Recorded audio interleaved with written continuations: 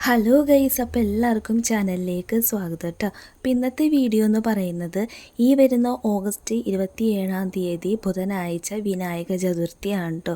നമുക്കറിയാം നമ്മുടെ മഹാഗണപതിയുടെ ജന്മദിനമാണ് വിനായക ചതുർത്ഥി എന്ന് പറയുന്നത്. ജ്ഞാനത്തിൻ്റെയും ബുദ്ധിയുടെയും പ്രതീകമാണ് ഗണപതി ഭഗവാൻ എന്ന് പറയുന്നത്. ശിവപാർവതിയുടെ മൂത്തപുത്രനാണ് ഗണപതി ഭഗവാൻ എന്നാണ് പുരാണങ്ങളിൽ പറഞ്ഞിട്ടുള്ളത്.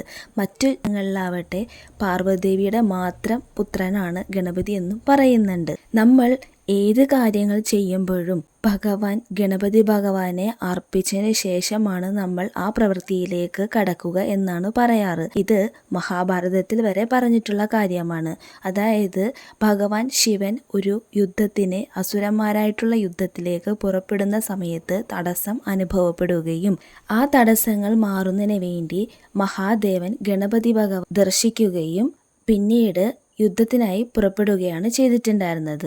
അതുകൊണ്ടാണ് നമ്മളടുത്ത് ഏതൊരു കാര്യം ചെയ്യുമ്പോഴും ഗണപതി ഭഗവാനെ കണ്ട് കൊടുത്തതിന് ശേഷം നമ്മൾ മറ്റു കാര്യങ്ങളിലേക്ക് കടക്കണമെന്ന് പറയുന്നത്.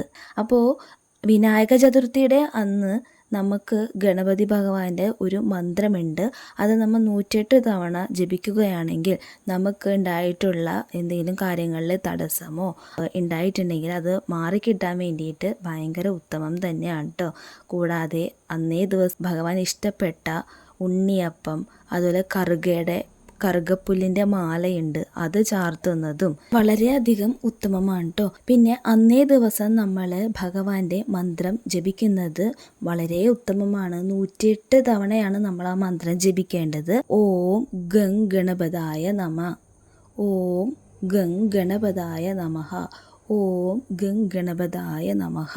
ഇതാണ് ആ മന്ത്രം. ഇങ്ങനെ നമ്മൾ 108 തവണയാണ് നമ്മൾ അന്നേ ദിവസം നമ്മൾ ജപിച്ചിട്ടുണ്ടെങ്കിൽ നമുക്ക് എന്തെങ്കിലും തടസ്സങ്ങളൊക്കെ ഉണ്ടെങ്കിൽ മാറിപ്പോവാനും കാര്യസിദ്ധിക്ക് വേണ്ടിയിട്ടും ഐശ്വര്യത്തിന് വേണ്ടിയിട്ട് ഉത്തമമാണ്. പിന്നെ അന്നേ ദിവസം നമ്മൾ ഒരിക്കലെടുക്കുന്നതും നല്ലതാണ് കേട്ടോ. നമ്മുടെ ഗണപതി ഭഗവാൻ ഏറ്റവും പ്രധാനപ്പെട്ട ദിവസം എന്ന് പറയുന്നത് എല്ലാ വെള്ളിയാഴ്ച ദിവസങ്ങളിലാണ്. അപ്പോൾ എന്തായാലും ഇന്നത്തെ വീഡിയോ നിങ്ങൾക്ക് ഇഷ്ടമായിട്ടുണ്ടെങ്കിൽ ചാനൽ സബ്സ്ക്രൈബ് ചെയ്യാൻ മറക്കരുത് കേട്ടോ. ഇഷ്ടമായിട്ടുണ്ടെങ്കിൽ മാത്രം സബ്സ്ക്രൈബ് ചെയ്താൽ മതി. അപ്പോൾ എന്തായാലും അടുത്ത ദിവസം നല്ലൊരു വീഡിയോ ആയിട്ട് കാണുമ്പോഴേക്കും tata bye bye, see U.